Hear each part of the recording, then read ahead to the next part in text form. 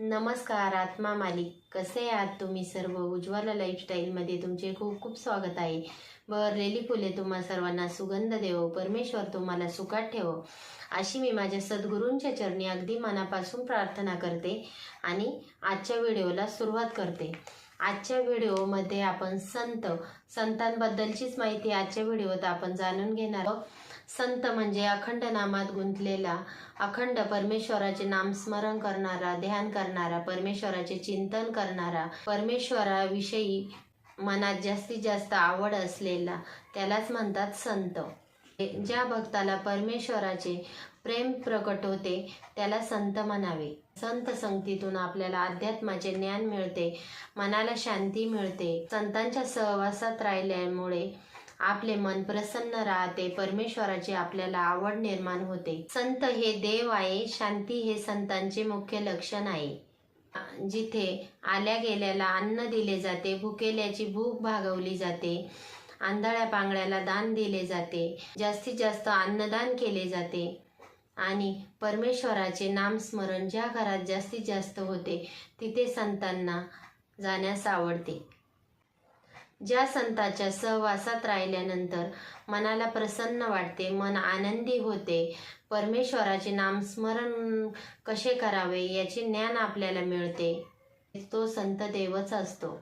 संत कसली शिकवण देतात तर संत परमार्थाची शिकवण देतात, अध्यात्माविषयी माहिती सांगतात.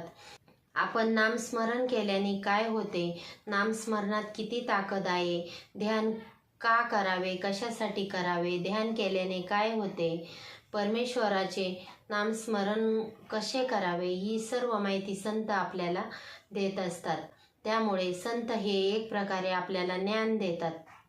आपल्या जीवनातील अंधकार दूर करून ज्ञानाच्या प्रकाशाकडे नेण्याचे कामही संत करत असतात. संत परमार्थ कसा करावा, परमेश्वराची प्राप्ती कशी करून घ्यावी, ही माहिती आपल्याला संत देत असतात. जो भक्त जास्तीत जास्त परमेश्वराचे नामस्मरण करतो त्याच्या जीवनातील संकटे हे जास्तीत जास्त कमी होत असतात. भगवंताविषयी प्रेमही उत्पन्न संतच आपल्याला करून देत असतात. गुरूंचे नामस्मरण करावे, गुरु का करावे हे पण आपल्याला संत समजून सांगत असतात. जास्तीत जास्त लोकांनी भगवंताचे नामस्मरण करावे, भगवंताचे ध्यान करावे, परमेश्वराची प्रत्येकाने प्राप्ती करून घ्यावी, हे असा अनमोल संदेशही आपल्याला संतच देत असतात. दिलेला जो गुरुमंत्र आहे त्याचा जप केला पाहिजे आणि तो कसा करावा, काय, या संदर्भाची सर्व माहिती संत आपल्याला समजून सांगत असतात. त्यामुळे जास्तीत जास्त सत्संगही आपण केला पाहिजे, जास्तीत जास्त संतांच्या सानिध्यात पण आपण जास्तीत जास्त गेले पाहिजे. संतांच्या शिकवणीमुळे आपण परमेश्वराजवळ लवकरच पोहोचतो.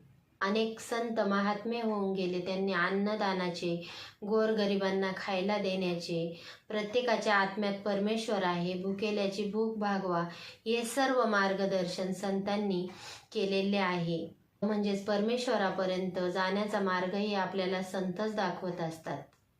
तुकाराम महाराजांनी अनेक अभंग लिहिले, अनेक गाथा लिहिल्या, जण ते वाचतात, त्यातून अनेक प्रकारे मार्गदर्शन घेतात. हेही काम एक संतच करत होते, ते म्हणजे होते तुकाराम महाराज. संतांना काय आवडते तर संतांना अखंड नामस्मरण आवडते.